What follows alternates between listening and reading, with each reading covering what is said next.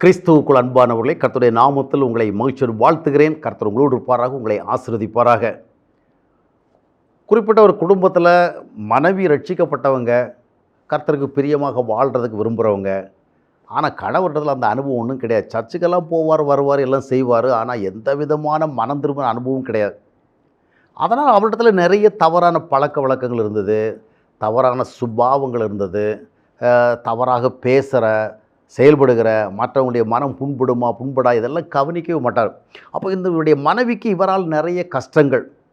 இவங்களுக்கு இந்த கஷ்டம் வருகிற பொழுதெல்லாம் இவங்க என்ன பண்ணுவாங்களாம், அவங்க அம்மா அப்பாவுக்கு ஃபோன் பண்ணி, இவர் இப்படி பேசுகிறாரு, இவர் இப்படி நடந்துக்கிறாரு, இவர் இப்படி மனசை நோகடிக்கிறாரு, இந்த மாதிரி வார்த்தையெல்லாம் சொல்கிறாரு, இந்த மாதிரிலாம் என்னை ரொம்ப துன்புறுத்துறாரு அப்படின்னு ரிப்போர்ட் பண்ணிகிட்டே இருப்பாங்களாம்.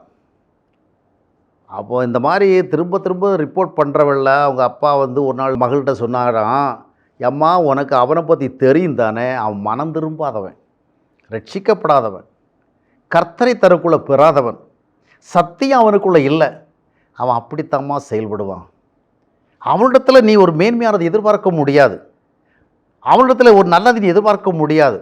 நல்ல மரம் நல்ல கனிகளை கொடுக்கும், கெட்ட மரம் கெட்ட கனி தான் கொடுக்கும்.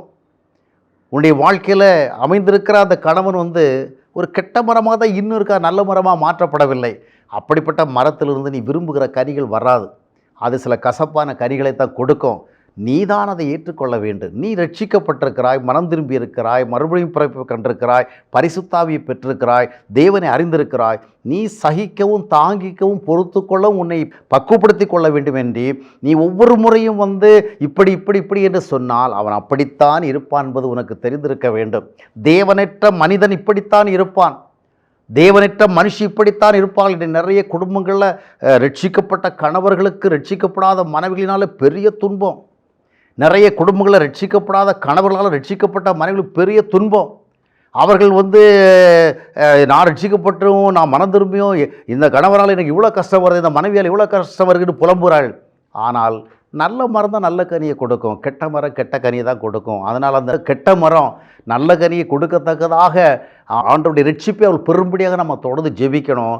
எனவே சிலருடைய செயல்பாடுகள், சிலருடைய வார்த்தைகள், சிலருடைய சுபாவங்கள் அவர்களுக்குள் ஆண்டவர் இல்லை என்றால் அப்படித்தான் இருக்கும். நாம் தான் நம்மை கர்த்தருக்குள் பலப்படுத்தி கொண்டு பொறுத்து கொள்ளவும், தாழ்ந்து போகவும், சகித்து கொள்ளவும் ஆற்றலை பெற வேண்டும். நல்ல மரத்தில் நல்ல கனி வரும், கெட்ட மரத்தில் கெட்ட கனி வரும்.